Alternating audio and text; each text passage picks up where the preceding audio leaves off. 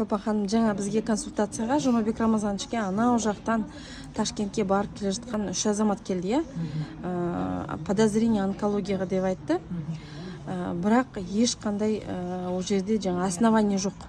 Сонда оларды шошытып, көздері алақандай жүгіріп келді Жұмабек Рамазановичке. Тек қана когда уже айтады ғой, тығырыққа тығылған кезде келді, Бірақ былай анализдардың нелерін қарасақ, ол жерде основание жоқ та, әлі онкология дейтін основание жоқ, бірақ адамдарды уже заранее шошытып қойды. Сол біздің медицинаның сол жағы дұрыс па? Негізі бар ғой. Ол медицинада ғана емес, ол көп жерлерде нетеді. Мысалы, алдыменен өзін страховаться етеді.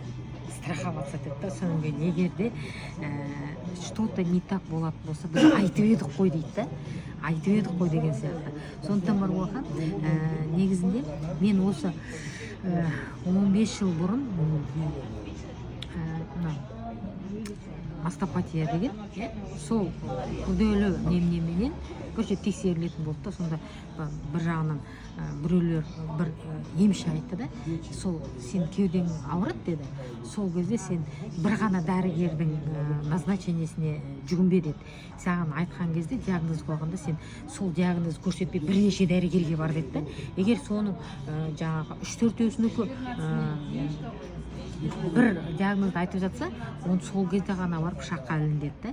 Сонда мысалы менде жаңағы бір неден өтеміз ғой, ол кезде мұғалім болатын, әр августте бізде жаңағы медосмотрдан өтеді. Сол медосмотрдан өткен кезде выявили, что менде кеудеде мастопатия бар. Сол кезде маған біреу сайты операция, соң тағы бір 4 врачқа бардым, 4-еуісі де операция жасау керек деді. Сол кезде ғана барып бардым да. Если саған бір адам айтып қалғандар сөздері бөлініп кетіп жатса, значит, ол жерде сенде дұрыс диагноз емес. Сомневаться ету керек, уже күмән болу керек. Сондықтан жалпы дәрігерлер өздерінің бір салада ғана емдейтін адамдар ғой. Мұғалімдерде мысалы бір бағытта ғана білім береді, математика, әдебиет, тарих деген сияқты. Дәрігерде де сондай.